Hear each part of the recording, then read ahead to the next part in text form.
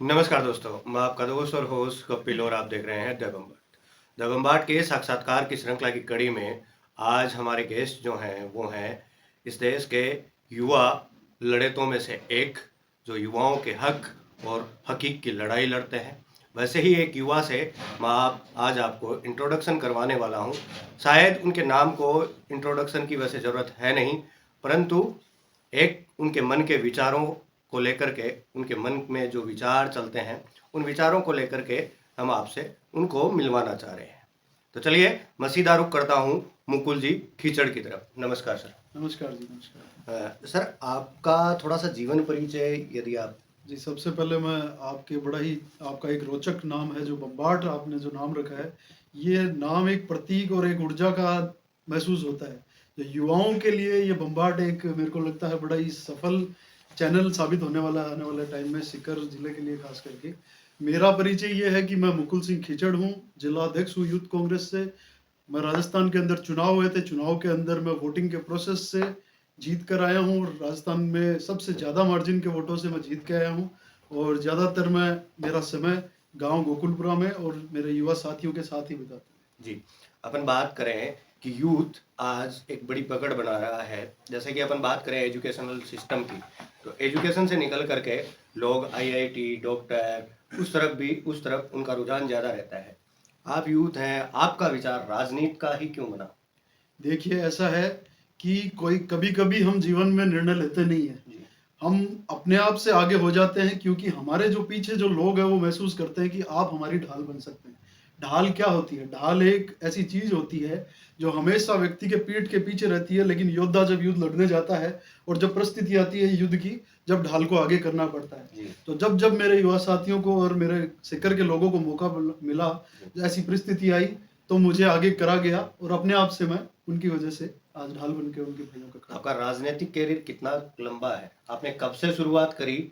कोई एक घटना जिससे आपको लगा हो कि मुझे तो अब करना ही होगा, देखिए, मुझे तो ऐसी ये लड़ाई लड़नी होगी? देखिए, ऐसी कोई घटना नहीं, ऐसी तो सच। लेकिन मैं बताता हूँ कि मेरे परिवार में ही दादा समय से या परदादा समय से ही हम कांग्रेस के हैं, क्योंकि कांग्रेस का एक बहुत पुराना वजूद है, भाईचारे का वजूद है। तो परिवार से शुरू से बचपन से ही मैं कांग्रेस से जुड़ा हुआ हूँ, मेरी विचारधारा भी कांग्रेस ही है। और उसके बाद में आप जैसे इंसिडेंट की बात करें तो एज सच कोई इतना बड़ा इंसिडेंट नहीं हुआ, लेकिन हर 2 दिन में या किसी मोड़ पे या मौके पे एक महसूस ये होता है कि हमें खुद को आगे, जब तक खुद आगे नहीं आएँगे, जब तक फैसले नहीं ले सकते। आपसे मैं एक छोटी-सी बात भी ये बताना चाहता हूँ कि जैसे लोग कहते हैं कि राजनीति गंदी है, राजनीति गंदी है, राजनीति गंदी है, राजनीति बुरी चीज़ है, राजनीति में नहीं पढ़ना चाहिए, नेता बुरे होते हैं, सब हम कोसते हैं। इनको साफ कौन करेगा? हम करेंगे, युवा करेंगे। आज अगर इस लोकतांत्रिक देश के अंदर अगर सिस्टम को हटाना है, हमने अगर आईआईटीज़ में यूथ गए हैं, अगर हर फील्ड में यूथ गया है, आपकी जो बात कहना है कि पढ़ाई में है, बॉलीवुड में है, हर जगह यूथ आ रहा है, नए-नए यूथ को पसंद करते हैं। तो अगर पॉलिटिक्स में क्यों नहीं है? मैं तो आपके चैनल के माध्यम से कहता हूँ कि जिस भी भाई को अगर समाज में बदलाव लाना है या अपने लोगों के लिए काम करना है, उसको राजनीति में आना चाहिए। राजनीति में आपको आना चाहिए। संसद में आपकी ज़रूरत है, विधानसभा में आपकी ज़रूरत है, गाँव की पंचायतों में आपकी ज़रूरत है, लोकल आपके एमएलए के चुनाव में आए, ये सब फील्ड में, मतलब मेरा कहने का मतलब। आपने कहा कि राजनीति में युवाओं की जरूरत है। राजनीति में युवाओं की जरूरत तो है, परंतु आपको कहीं ये महसूस नहीं होता कि भारत की जो वर्तमान समय की जो राजनीति है वो सिर्फ पैसों पर आधारित राजनीति बनती जा रही है? पैसों की राजनीति दिख रही है। जैसे कि ये कहा जाए कि लक्ष्मणगढ़ कॉन्स्टिट्यूंसी में एक हॉट सीट हुई थी विधानसभा चुनाव में, जो पूरा का पूरा चुनाव हमने एक्सप्लोर किया था, उसमें हमें पूरा का पूरा चुनाव पैसों का चुनाव दिखा। जहां भी बात होती थी तो लोग ये कहते थे कि उस कैंडिडेट के पास इतना ज़्यादा पैसा है, उसके पास कम है, वो कम खर्चा करेगा तो वो नहीं जीतेगा। तो ये पैसों की राजनीति में ज़रूरत है या फिर ये राजनीति ही पैसों की है?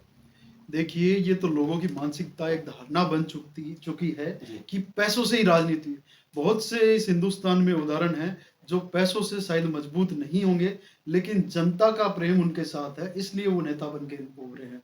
आप राजस्थान में ही अगर बहुत से ऐसे नेता हैं, मैं आपको नाम लेना चाहूँ तो मुकेश जी भाकर है, अपने युवाओं के प्रेरणा स्रोत है। यूनिवर्सिटी के अंदर उनके पास खुद की मोटरसाइकिल भी नहीं थी, संघर्ष करके किस तरह से आज किस पद पे हैं। तो ऐसा नहीं है कि पैसों वाले ही राजनीति कर सकते हैं, बिना पैसों के भी राजनीति हो सकती है। बस राजनीति करने की चाह और आपकी इरादे नेक होने चाहिए। आपने कहा कि मुकेश भाकर गरीबी से निकल करके, मध्यम वर्ग के परिवार से निकल करके राजनीति में आए। वैसे ही ये हैसियत तो शायद लंबी है, लेकिन कई बार ऐसा महसूस होता है कि राजनीति में एग्जैक्टली हम देखें तो मध्यम वर्ग से जो परिवार के लोग आते हैं उनके सोर्सों की कमी होती है। उस वजह से वो शायद राजनीति में नहीं जा पाते।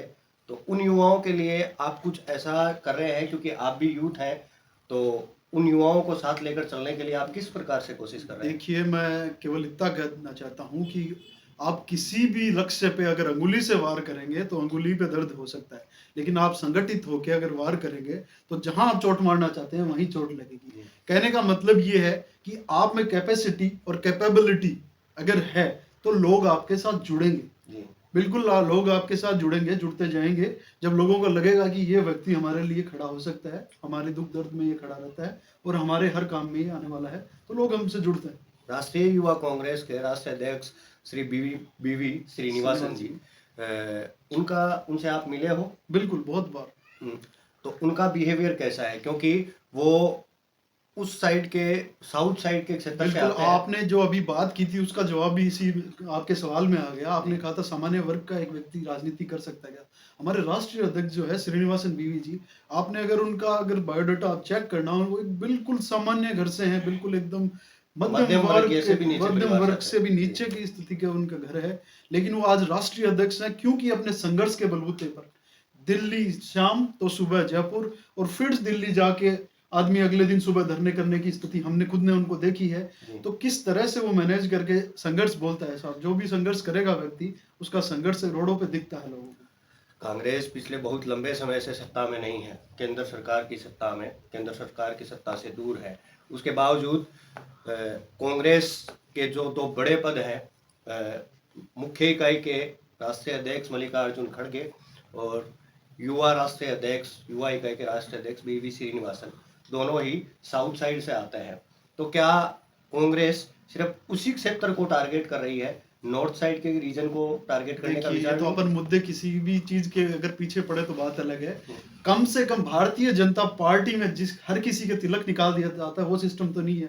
आपको पता होगा कि युवा कांग्रेस के अंदर एक प्रोसेस के थ्रू मल्लिकार्जुन खड़गे जी को चुना गया, वोटिंग के थ्रू, जो कि बीजेपी में नहीं है। और आप तो राजस्थान की बात करिए ना, हम देश की बात कर रहे हैं। राजस्थान के अंदर जनता ने अगर भारतीय जनता पार्टी को चुना था तो सीएम भी जनता के बीच से होना चाहिए था ना। एक पर्ची आई, सबने देखा सोशल मीडिया, अगर सोशल मीडिया नहीं होता, आप जैसे प्लेटफॉर्म्स नहीं होते, तो जनता तक ये चीज नहीं पहुंच पाती। एक पर्ची आई और एक पूर्व सीएम के होश उड़े और आज अपने सामने नतीजे हैं। 2-3 महीनों के अंदर ही आप देखिए सीएम के क्या स्टेटमेंट्स है, सीएम किस तरह से जवाब दे रहे हैं, सीएम किस तरीके से बात कर रहे हैं। सीएम को ये नहीं पता कि सत श्री अकाल किस तरह बोलते हैं। जी जी जी, ये तो हम सबने ही देखा कि कभी उनके बंगले में आग लगती है और कभी उनके ऑफिस में आग लगती है, वो तो सिचुएशन ही अलग है। लेकिन ये पर्ची का जो खेल है वो एग्जैक्टली है क्या? पर्ची ये आती कहाँ से है? क्या आपकी पार्टी में भी आती है कोई पर्ची? देखिए, हमारी पार्टी में मेहनत की पर्ची नीचे से ऊपर तक जाती है, ऊपर से पर्चियां नहीं आती है जी। अभी जैसे लोकतंत्र की हत्या करना समझो या कुछ भी समझो, आपने चंडीगढ़ मेयर चुनाव में देखा होगा जी। सुप्रीम कोर्ट को जहां आना पड़ रहा है हिंदुस्तान के अंदर, इस लोकतांत्रिक देश के अंदर अगर एक संस्था है जिसपे हम भरोसा कर सकते हैं वो है सुप्रीम कोर्ट जी। उसके अलावा हमें न हाई कोर्ट पे भरोसा है, बिल्कुल हमें भरोसा था, लेकिन अब हमारा भरोसा कमजोर हो गया, आमजन का भरोसा कमजोर हो गया। सुप्रीम कोर्ट को आके केंद्र सरकार को बार बार फटकार लगाना पड़ रही है। एक छोटा सा मेयर चुनाव जो 1 साल के लिए है जी। जिसके अंदर मेयर चुना जा रहा है, किस तरह से हमने देखा कि उसके अंदर पर्चियां रिजेक्ट करके इंडिया अलायंस के वोटों को 8 को रिजेक्ट कर दिया गया और जबरदस्ती बीजेपी के कैंडिडेट को लाके बिठा दिया। तो ये मोदी सरकार किस तरह इस देश को कहां ले जाना चाह रही है? जी, आपने कहा इंडिया अलायंस जी, ये इंडिया अलायंस है कि इंडिया अलायंस? ये भी बहस। इंडिया अलायंस है, इंडिया अलायंस है जी। तो भारतीय जनता पार्टी इसको इंडिया अलायंस क्यों बोलती है? भारतीय जनता पार्टी एक पार्टी नहीं रह गई है, भारतीय जनता पार्टी खुद एक कठपुतली हो गई है। हमारी पार्टी में अगर कोई योजना आती है सबको पता है कौन चला रहे हैं, मोदी जी चला रहे हैं, नरेंद्र जी मोदी चला रहे हैं, जो एक पहले सीएम थे, सीएम से उठकर आए और आज आडवाणी जी को प्रमाणित करके पद्म भूषण दे के प्रमाणित करके घर पे बिठा रखा है। लोगों जिस मुद्दे पे, जो मुद्दा आडवाणी जी का था, उनको कम से कम बुलाना चाहिए था, आगे रखना चाहिए। बुजुर्ग की इज्जत कम से कम करनी मेरा चाहिए। एक जी सवाल है छोटा सा जी। कि भारतीय जनता पार्टी जब आई थी हम्म, उसने तो वादा ही ये किया था कि हम धारा 370 हटाएंगे, हम्म, हम राम मंदिर बनाएंगे, जी। तो हम उससे वो सवाल क्यों पूछ राजस्थान के सकते अंदर अभी कहा था कि हम आरपीएससी भंग कर देंगे, हैं? जी कह रहे थे ना, जी हो सकती है, नहीं हो सकती। जी नहीं हो फिर सकती। जो जिन मुद्दों पे आई थी, अच्छी बात है। राम जी क्या अभी आए हैं? नहीं राम जी हमारे सबके बीच है। आपको इनविटेशन मिला था राम जी का जी मंदिर नहीं। का? नहीं मिला। आप भाइयों में से किसी को मिला था? नहीं मिला ना। तो एक भगवान के दरवाजे पे जाने के अगर इनविटेशन मिल रहे हैं, वो भी सिलेक्टेड लोगों की, इसको देना है, इसके हिसाब से अपन को ये फायदा होगा। किस तरह की देश के अंदर राजनीति चल रही है, किस तरह का व्यवहार चल रहा है, ये बड़ा दुर्भाग्यपूर्ण है। और आने वाले समय में राजनीति भी खतरे में है, लोकतंत्र भी खतरे में है। हम मंडावा के एक भारतीय जनता पार्टी के नेता से मिले थे। उन्होंने कहा कि जो ये इनविटेशन जो दिए गए थे, वो इनविटेशन उस राम मंदिर का जो ट्रस्ट है उसके ट्रस्टियों द्वारा दिया गया था। उसमें मोदी और अमित शाह का कोई विशेष देखिए, रोल था नहीं। आप और मैं बिल्कुल आधिकारिक रूप से चैनल पे बैठे वार्ता कर रहे हैं, जी लेकिन आपको भी पता है क्या असलियत है, और सबको पता है। ये चीजें बताने की, हमें युवाओं को तो खासकर बताने की जरूरत नहीं है। हम युवा समझदार हैं, जागरूक हैं, हमें पता है, हम सब चीज देखते हैं, समझते हैं कि किस तरह से किस चीज को चलाया जा रहा है। एक मेयर चुनाव में इस तरह से धांधली हो रही है, जी तो कि एक क्या क्या किस तरह से मैनेजमेंट हो रहा है इस पूरे देश में, पूरे राजस्थान में आज कहाँ से मैनेजमेंट चल रहा है, किसी से छुपी भी थोड़ी है बात। जी नहीं। आज ईडी, सीबीआई, इनकम टैक्स, इनका किस तरह से उपयोग हो रहा है, आप देख ही रहे हैं। ईडी, आपने ईडी शब्द का प्रयोग किया। प्रवर्तन निदेशालय की जो रेड होती हैं उनमें से 70% रेड्स है उनका कोई सारांश ही नहीं होता। 30% रेड ही कामयाब होती हैं और वो एग्जैक्ट सही होती हैं। तो वर्तमान समय में देखें तो ईडी ही सुनाई देता है। लगभग सभी चैनलों में, अखबारों में, सभी जगह पर ये ईडी शब्द का ही प्रयोग किया जाता है। और कल रात को खबरें आ रही थी कि अरविंद केजरीवाल को गिरफ्तार कर लिया जाएगा आज या कल में, और ऐसा सारे पेपर ही बता रहे थे और न्यूज़ चैनल भी यही बता रहे थे। क्या आपके इंडिया गठबंधन को, इंडिया अलायंस को ये तोड़ने का प्रयास किया जा रहा है? देखिए, ताकतें बहुत लगेगी, तोड़ने का प्रयास भी करेंगे। अभी डोटासरा जी के यहाँ भी ईडी आई थी। जी हमारे पीसीसी अध्यक्ष है, बड़े ऊर्जावान नेता हैं जी और हमारे किसानों के नेता है। मैं पूरे दिन उस दिन सुबह से लेके 10 बजे से हम रात तक पूरे दिन उस दिन धरने पे थे। जब मेरी चर्चा हुई डोटासरा जी से अभी कुछ दिन पहले, वो साहब बताओ तो सही क्या लेके गए। बोले भाया आया, कणा के चाय मंगा दो, कणा चावल मंगा दो, कणा भाया क्यों तो दे दो जना, इया कर कर बोले मार्ग नु फोन लेगा, जो बोले फोन ही ले लेट जावा साहब, जो थाने ई बहाना बुला बो करा। अगर कुछ लेके गए हैं तो बताते क्यों नहीं है? केवल यही मैसेज देना कि बस ईडी आ रही है, ईडी आ रही है। ईडी आने के बाद में क्या हो रहा है वो तो स्पष्टीकरण देना चाहिए ना। आज ईडी की इमेज क्या करती? ईडी, सीबीआई, ये संस्थाएं हमारे एक ऐसी संस्थाएं थी जिन पे लोग विश्वास करते थे कि ये केंद्र की संस्थाएं हैं, इन पे हमें भरोसा है, अगर कुछ देश में गलत होगा तो ये लोग खड़े हैं। आज ईडी को मजाक बना के रख दिया है, आज कठपुतली बना के रख दिया ईडी सीबीआई को। जहां मर्जी चाहते हैं वहां भेज देते हैं, जिस राज्य की सरकार गिरानी है उस जगह भेज देते हैं, लोगों पे दबाव बना रहे हैं, राजनेताओं पे दबाव बना रहे हैं। हाँ, आजकल एक ऑडियो भी सोशल मीडिया पर वायरल हो रहा है कि कल ही मैंने बीजेपी ज्वाइन कर ली, तो बोले नहीं सर चलेगा, कोई दिक्कत नहीं, फिर तब ईडी नहीं आएगी। फोन गलत मिला दिया हमने। आपने कहा कि डोटासरा जी के यहाँ ईडी आई और ईडी को कुछ नहीं मिला, लेकिन उन्होंने कहा कि उनके एक बेटे के नाम कुछ चीजें मिली हैं उनको और उनको बुलाया भी गया। तो जनता के सामने स्पष्ट कीजिए। आप क्लीन चिट दोगे वो तो अकेले में दे दोगे, आप ईडी लेके आ गए, पूरी न्यूज पे में आ गए, सब में आ गए, आप सब कुछ स्पष्ट कीजिए ना। जी बार बार आप प्रेस वार्ता कीजिए ईडी की, जब भी आप समन भेजते हैं, दिल्ली बुलाते हैं, उसके बाद में आप प्रेस कॉन्फ्रेंस करिए, बताइए जनता को राजस्थान की को कि क्या हो रहा है। युवा कांग्रेस से रिलेटेड एक मेरा सवाल है कि जैसे ही विधानसभा चुनाव खत्म हुए उस वक्त एक थोड़ी सी हलचल हुई ऊपरी पदों में, वो क्या था? आप मेरा इशारा समझ रहे हैं?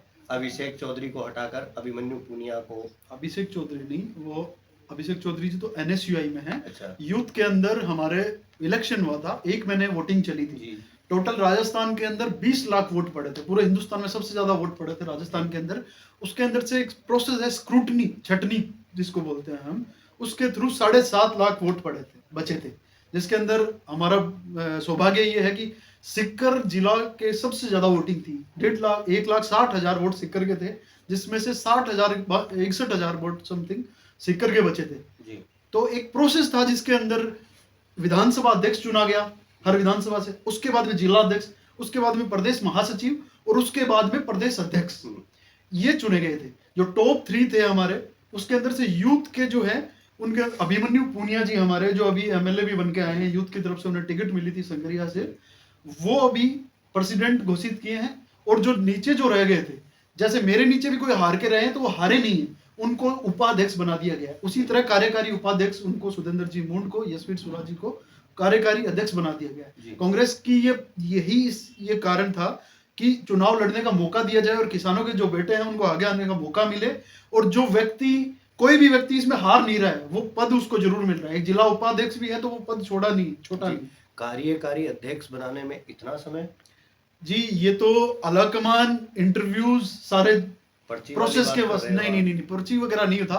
पर्ची होती तो वोट क्यों करवाते? 1 महीने तक हम भागे, मेरा खुद का 15 किलो वजन कम हुआ है तो पर्ची आनी होती, अगर पर्ची का कोई सिस्टम होता तो मैं दिल्ली जाके बैठ जाता। जी, आजकल तो वजन कम करने का ट्रेंड चल रहा है, कहीं वो तो नहीं था?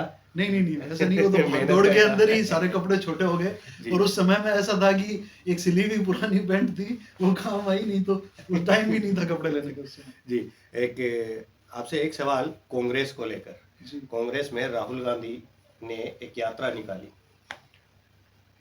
अब एक दूसरी यात्रा कर रहे हैं, उन यात्राओं का ध्येय क्या है? देखिए, कांग्रेस पार्टी, मैंने जैसे पहले भी कहा था कि ये आज़ादी से पहले की पार्टी है, आज़ादी दिलाने वाली पार्टी है। और इतिहास के अंदर शहादत अगर किसी परिवार ने दिया है, इंदिरा गांधी जी ने दिया है, राजीव गांधी जी ने दिया है, तो इस परिवार ने दिया है। मैं आपके चैनल के माध्यम से एक बार मैं छोटा सा इंटरप्ट करता हूँ आपको। आप संजय गांधी को क्यों नहीं याद करते? वो भी तो बिल्कुल संजय गांधी जी को भी याद करते हैं, क्यों नहीं करेंगे? संजय गांधी जी का नाम नहीं लिया, बिल्कुल आपने याद दिला दिया, कभी बोल छोड़ो। तो बिल्कुल संजय गांधी जी सारे गांधी परिवार के बेटे वरुण गांधी भारतीय जनता पार्टी में, वो उनकी आपसी एक हर व्यक्ति की हो सकती है। आज मेरे भी बड़े भाई अगर चाहे तो उनकी विचारधारा अगर बदलनी चाहे तो उसकी विचारधारा को मैं रोक नहीं सकता हूँ। वो जिस भी विचारधारा के साथ जाना चाहे वो स्वतंत्र है। तो ये जो पार्टी है, कांग्रेस पार्टी है, ये इतिहास की एक पार्टी है। और इसमें एक, आज मैं जैसे ये बताना चाहता हूँ कि राहुल गांधी जी अगर घर बैठ जाते हैं, आपके चैनल के माध्यम से पूछना चाहता हूँ, तो उनके किसी भी सुविधा का अभाव थोड़ी रहेगा। वो आराम से अपना जीवन व्यापन करके, अपना सारा काम करके आराम से मस्त रह सकते हैं। लेकिन जिस परिवार ने त्याग दिया, बलिदान दिया, वो आज अगर इस हालत में देश को देख रहे हैं तो उनसे रहा नहीं जाता है। अगर मुंबई से लेकर अभी जो मणिपुर से लेकर मुंबई तक अभी राहुल गांधी जी निकले हैं, और पहले कन्याकुमारी से लेकर कश्मीर तक 4,000 किलोमीटर लगभग चले थे, तो वो एक प्रेम का भाव था, भारत को जोड़ने का था। आप देखिए उस यात्रा को, वो यात्रा इतिहास में दर्ज हो गई है, क्योंकि उसको रोकने का इतना ज्यादा प्रयास किया गया, फिर भी यात्रा रुकी नहीं। उसमें लोग इतने जुड़े, आपने देखा होगा रोडों पे किस तरह से हुजूम के हुजूम उनसे मिलने के लिए, जुड़ने के लिए और उनके साथ चलने के लिए लोग। शायद आपकी पार्टी के राहुल गांधी जी की वजह से हेमंत बिस्वा शर्मा चर्चाओं में आए, उन्होंने बड़े बयान दिए। देखिए कितनी कट्टरता, एक सीएम का चेहरा, सीएम फेस पे, अगर सरपंच मेरे गांव का, अगर हम किसी भी गांव का अगर ऐसी बात बोलता है तो शोभा नहीं देता कि यार एक 5,000 वोट जीत के आया हुआ व्यक्ति ऐसी बोल रहा है, चल जाता है। एक सीएम के आप आधिकारिक रूप से एक मुख्यमंत्री हो, आपके इस तरह के बयान, मैं सिक्योरिटी नहीं दूंगा, जेल में डाल दूंगा, ये कर दूंगा, वो कर दूंगा, किस तरह से जहर, देखिए आप किस तरह से जहर, उनका ये जहर उनको तो काम आ रहा है, क्योंकि उनको प्रधानमंत्री पद का दावेदार देख रहे हैं। बिल्कुल देख रहे होंगे, लेकिन युवा जाग चुका है। मैंने जो ये इशारा किया था, ये एकत्रित होने में समय नहीं लगेगा, ये एकत्रित हो रहा है। और चोट युवा ऐसे मारेंगे कि जो तानाशाही सरकार वहां पे जो समझ रहे हैं कि ये तानाशाही तख्त है, दिल्ली के तख्त बदले हैं। हमेशा इतिहास गवाह है, अति का अंत होता है और तख्त बदले जाते हैं। युवा नकेल कसकर और सरकार को गिराने का काम करेंगे। जी, अपन बात करें आपके राहुल गांधी जी की यात्रा को, तो उसको प्री प्लान्ड बताया जाता है। ऐसा क्यों कि ये इतने सालों तक ये आदमी राजनीति में था, इसने इतने सालों तक लोगों का दुख दर्द नहीं समझा, लेकिन अभी वर्तमान में इसको क्या जरूरत पड़ी दुख दर्द देखिए, समझने की? कोई व्यक्ति अगर नेकी की राह पे है और वो कुछ बदलाव करना चाह रहा है, किस तरह का बदलाव वो चाह रहा है, वो भाईचारा चाह रहा है, वो प्रेम चाह रहा है, वो लोगों की किस तरह के लोगों से मिल रहे हैं राहुल गांधी जी। मैं आपको पहले भी बता चुका हूँ कि आप कह रहे हैं कि अभी क्यों आए, ये सारे सवाल तो एक सवाल हैं जिनके कैसे भी मैं आपको जवाब दे दूं। जो लोग संतुष्ट नहीं होंगे वो नहीं होंगे, लेकिन राहुल गांधी जी जन नेता हैं, जनता के बीच के नेता हैं। आप चाह रहे हैं कि वो नेता आपसे आपसे पूछता हूं मैं, पहले भी देश में प्रधानमंत्री रहे हैं, हमने पहले प्रधानमंत्री थे जो अपनी जो गोदी मीडिया है उन्होंने उनको मनमोहन सिंह जी को प्रधानमंत्री साबित कर दिया था। उन्होंने कितने डिबेट्स किए, कितने इंटरव्यूज किए, कितने करते थे? साल में लगभग 60-70 के आसपास करते थे ना। तो आज 10 साल हो चुके हैं, मोदी जी ने कितने किए आपको पता हो तो? एक भी नहीं। नहीं किया। तो इसके एक पीछे इंटरव्यू कारण क्या किया हो था सकता है? अक्षय कुमार के साथ में। अक्षय कुमार जी के साथ किया, बहुत अच्छी बात है ना। अक्षय कुमार जी तो रीटेक ले लेके मूवीज बनाते हैं ना, तो बॉलीवुड में है। हमारे रियल हीरोज बॉलीवुड वाले नहीं है, आर्मी वाले हैं जो बॉर्डर पे बैठे हैं हमारे युवाओं के। तो ये जो जिस तरह के आप कह रहे हैं ना, जिस तरह की लोगों के बीच नहीं है, अभी क्यों आना, क्यों नहीं आ रहे मोदी जी? मन की बात तो सबको सुनाते हैं, लोगों की मन की बात क्यों नहीं सुनते हैं? हर विधानसभा, हर लोग, कम से कम एक लोकसभा के अंदर आप एक रेडियो लगवा दीजिए जिनमें मन की बात आप तक पहुंचे, आपके पिटारे भर देंगे। मन की बात, मन में पीड़ा लोगों के बहुत है, आप मन की बात सुना रहे हैं, लेकिन हमारे लोगों की मन की बात आप कब सुनोगे? ये तानाशाही सरकार है पूरी खुली तरीके से, ये सुन किसी के नहीं रही है, अपनी पॉलिसीज पे पूरा देश को एक तरह से कंट्रोल करना चाह रहे हैं। रसिया के अंदर जिस तरह से सरकार चल रही है, बिल्कुल लोकतांत्रिक देश है।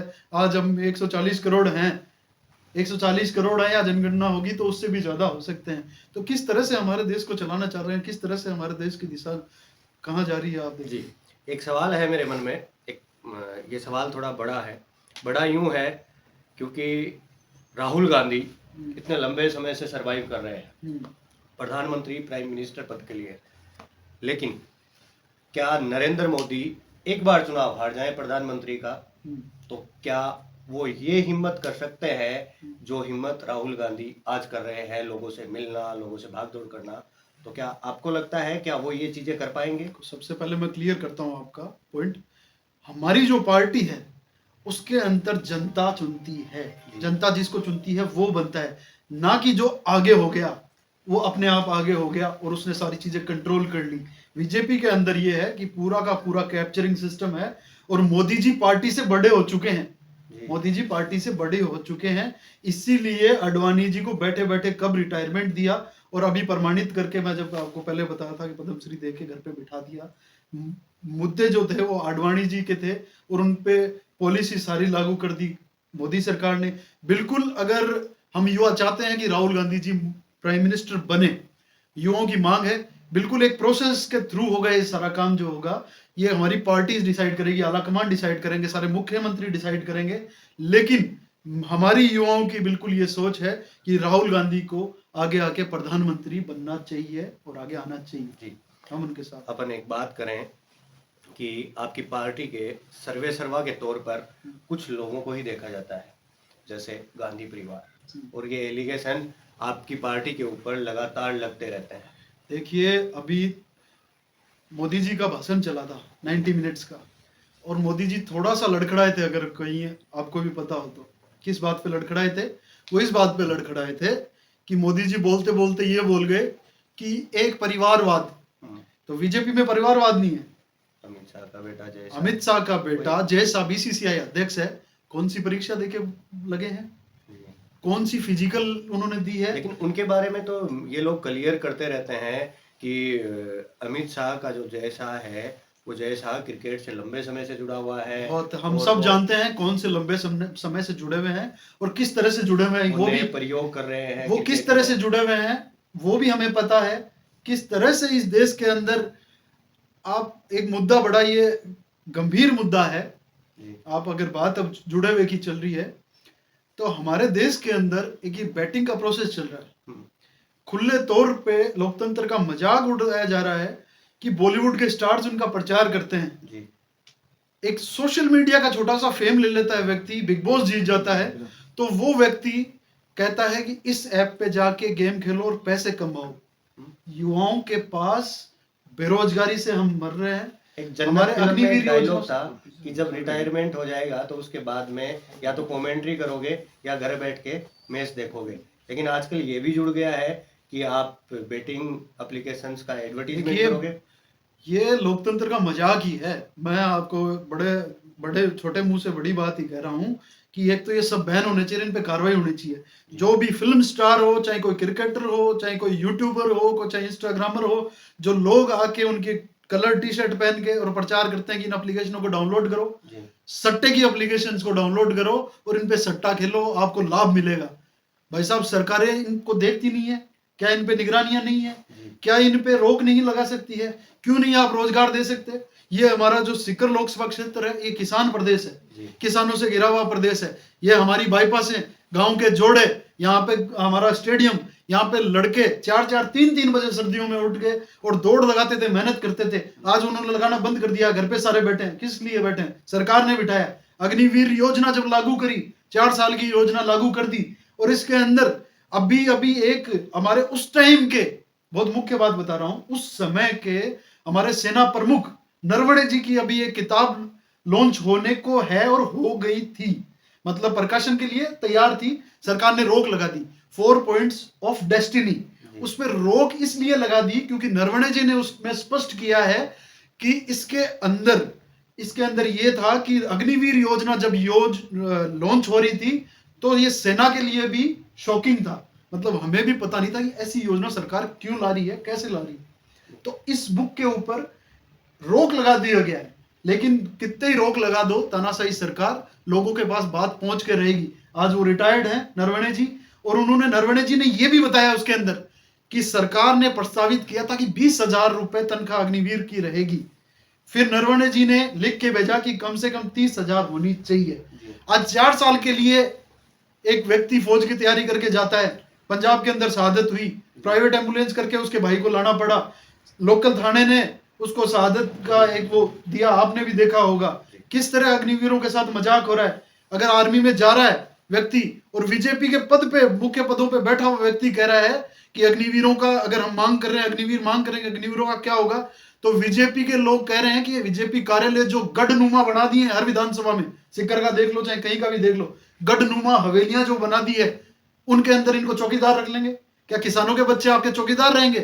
किसानों के बच्चे देश के चौकीदार रह सकते हैं? आपको अकल लाने में समय नहीं लगेगा। ये किसानों के बच्चे जाग चुके हैं और आपको जवाब देंगे, जल्द देंगे। आज कल ही की एक घटना हो रहा है, अब आपने बात याद दिला दी तो हमारे उपराष्ट्रपति जो है उनके घर के सामने धरना चल रहा है। 1.5 लाख आर्मी के जवान 2020 की भर्ती, वो लोग दिल्ली में अदनगन होकर धरना प्रदर्शन कर रहे हैं। किस लिए कर रहे हैं? उनका फिजिकल हो गया, उनका मेडिकल हो गया, उनको यह था कि अब रिटर्न होगा और हमारे पास लेटर आएगा, ज्वाइनिंग लेटर आएगा, और साफ साफ कहा गया आपको कि हम आपको ज्वाइन करेंगे। राजनाथ सिंह जी खुद रक्षा मंत्री धरने पे आते हैं और कहते हैं कि आपको ज्वाइनिंग देंगे। उसके बाद में आज तक उनका कुछ नहीं हुआ, वो भटकते फिर रहे। 1.5 लाख, उनकी उम्र भी निकल गई। आप बता दो उनको क्या रोजगार मिलेगा या क्या बिजनेस मिलेगा? बड़ा लंबा हो रहा है अपनी बातें। युवाओं के लिए कोई संदेश आप देना चाहे तो? युवाओं के लिए संदेश यही है, हम सबको क्रांतिकारी होना पड़ेगा। बिल्कुल हम गांधी जी को मानते हैं, लेकिन भगत सिंह जी की राह पे हमें चलना पड़ेगा। भगत सिंह जी ने कहा था कि बैरों को अगर सुनाना है तो आवाज ऊंची करनी पड़ेगी। If the deaf hurts to hear, the voice should be louder.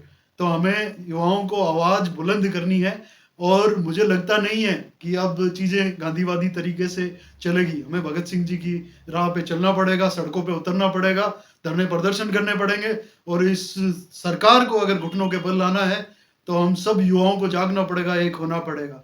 ये लड़ाई, ये मत सोच लेना कि लड़ाई आज तेरी है कल मेरी है, क्योंकि आने वाले समय पे ये लड़ाई हम सब की होगी। ये आग अगर आज मेरे घर पे लगी है तो कल आपके घर पे लगेगी, पूरे गांव में लगेगी। सबको एक होना पड़ेगा, निकलना पड़ेगा। ये लड़ाई छोटी नहीं है, सब एक हो जाओ और इस तानाशाही सरकार के खिलाफ हमें आवाज उठानी पड़ेगी। मेरे 2 सवाल हो रहे हैं, जल्दी खत्म करते हैं अपन। आप 2011-12 के आसपास से एक ग्रुप चलाते हैं 31-21, उसका प्रयोजन क्या था और वो क्या है? बिल्कुल, मैं बड़े संक्षिप्त में बड़ा बता देता हूँ, बड़ा ही छोटा हो गया। ये हमारा एक सोशल ग्रुप है, था और रहेगा। जी। इसके अंदर बड़े ही, ये हमने जो बनाया था, इसका जो नाम 312 है, इसका एक छोटी सी डिजिट हमने इसलिए उठाई कि ना तो इसमें कोई वीआईपी बना है, ना इसके अंदर कोई जात, ना कोई धर्म, बस एक 312 नेचुरल नॉर्मल है। कोई सुनता है तो कि यार जैसे क्या कोई एंजल नंबर वगैरह नहीं वैसा? नहीं नहीं नहीं, कुछ नहीं। ये हमारी एक नॉर्मल गाड़ियों के नंबर, शुरू में एक आधी छोटी मोटी हमारे पास गाड़ी थी, उसके थे, उसके हिसाब से हमने ग्रुप बनाया। आज पूरे राजस्थान में उसी नंबर से हमने गाड़ियां बाइकें लेना शुरू किया और उसके साथ में हमने सेवा देना शुरू किया। आज आपको भी मैं बताना चाहूँ कि ग्रुप के ही आदर्श मान लो या उसी की एक देन मान लो कि 1.5 लाख से लोग ज्यादा हमसे जुड़े हुए हैं हर माध्यम से। और आपके हमारे सिक्कर जिले के अंदर जो जनाना अस्पताल है, उसके अंदर मैंने जीतते ही घोषणा की थी कि मैं गर्भवती महिलाओं के लिए फ्री एम्बुलेंस चलाऊंगा। तो 6 महीने से ज्यादा हो गए हैं और गर्भवती महिलाओं के लिए 2 एम्बुलेंस प्रतिदिन गर्भवती महिलाओं के लिए फ्री चल रही है। तो ये सारी जो चीज, जितनी भी एक सेवा भाव का जो योजना है, वो ग्रुप के थ्रू ही, भाइयों के सहयोग से सब कोई चलता है। आपके ग्रुप से जुड़ना चाहे तो उसके लिए बिल्कुल कैसे वेलकम कांटेक्ट है, करें? बिल्कुल वेलकम है। सोशल मीडिया के माध्यम से आप जुड़िए और सीधा सीधा फंडा है। लोग पूछते हैं, बहुत उस समय भी पूछते थे, आज भी पूछते हैं कि आपकी कोई एंट्री फीस है, आपका कोई एंट्री प्रोसीजर है। The procedure is simple and clear. Process is that you have to be social, कि हम लोगों को प्रोसेस केवल यही है कि हमें सोशल होना है, सोशल रहना है, हमारे आसपास के जीव जंतु की सेवा करनी है, जो हमारे पास लोग रहने हैं उनकी सेवा करनी है। किसी भी पीड़ित को देखो, बिना जात धर्म देखकर उसकी मदद करना है। सरकार पहुंचे ना पहुंचे, हमें पहले उनके पास पहुंचकर उनकी मदद करना। पार्टी में आपने जीत कर एक पद पाया है, क्या हम आपको किसी राजनीतिक पद को सुशोभित करते हुए देखेंगे? देखिए, वो सारा जनता पे और मेरे युवा साथियों पे, मेरी टीम पे और जो लोग जनता है वो ही डिसाइड करेंगे। इसमें कभी भी ये तकदीर में जो लिखा होता है वो सब मिलके ही, मैं तो ये मानता हूँ कि कर्म अपने जैसे रहते हैं वैसा ही अपन को धर्म आगे देखने को मिलता है। तो वो सारी चीजें, मेरा खुद का कुछ कभी नहीं है, ना कभी ऐसा मैंने कभी सोचा था। ये कांग्रेस पार्टी है जिसने मुझे एक आने का मौका दिया और कभी मैंने लाइफ में सोचा नहीं था कि इस तरह से मैं जिला अध्यक्ष भी बनूंगा। या मीटिंगों में भी जाते थे तो लास्ट की कुर्सियों पे बैठते थे, भाषण सुना करते थे, रैलियों के अंदर भी जाते थे, लेकिन कभी ऐसा सोचा नहीं था कि खुद एक पद पे रहूंगा। और आगे का भविष्य तो जनता और जो मेरी टीम के साथी, जितना भी लोग, आप लोग सब जैसा निर्देश देंगे, दिशा देंगे, उस हिसाब से मैं जी। करूंगा। हमारे चैनल के बारे में भी कुछ बोल दीजिए ताकि आपके बिल्कुल बिल्कुल, समर्थक। जिस तरीके का आपका नाम है चैनल का, बहुत ही, मैं कह रहा हूँ, युवाओं में जोश भरने वाला चैनल है आपका। और बहुत ही मैं आपके व्यूअर्स को भी सबको बताना चाहूंगा कि बहुत ही बढ़िया भाई काम कर रहे हैं, बड़ा ही बेबाकी से सवाल करते हैं। इस तरह से ही सवाल करने चाहिए। अगर मीडिया में इस तरह का दम आ गया, लोकल मीडिया से लेकर देश की राजधानी तक, अगर मीडिया इस तरह से सवाल जो सत्ता में बैठे लोगों से नहीं करेंगे तो हमें जवाब कौन देगा? हमें अगर दुख दर्द के अंदर अगर मीडिया अगर निष्पक्ष होके अगर सवाल नहीं करेगी तो जवाब किस तरह से मिलेंगे? बहुत ही अच्छा आप काम कर रहे हैं, बहुत बहुत शुभकामनाएं आपको। और सभी श्रोताओं से और सभी देखने वाले लोगों से अनुरोध है कि ज्यादा से ज्यादा भाई के काम को आप सब्सक्राइब करना और फॉलो करना और ज्यादा से ज्यादा लाइक करना। आपका बहुत बहुत धन्यवाद, आपसे मिलकर बड़ा अच्छा लगा। हम भगवान से यही प्रार्थना करते हैं कि आपको आने वाले समय में किसी बड़े राजनीतिक पद को सुशोभित करने की इच्छा शक्ति दे, आशीर्वाद दें और आप जैसे लोगों की राजनीति में जरूरत है। आज के लिए इतना ही दोस्तों, हम आपका दोस्त और होस्ट कपिल और आप देख रहे हैं बम्बार्ड। अब यहाँ तक आए हो तो इस चैनल को सब्सक्राइब करके भी जाइएगा ताकि आपका एक सब्सक्राइब हमें एक बड़ा हौसला देकर जाए। आज के लिए इतना ही, धन्यवाद।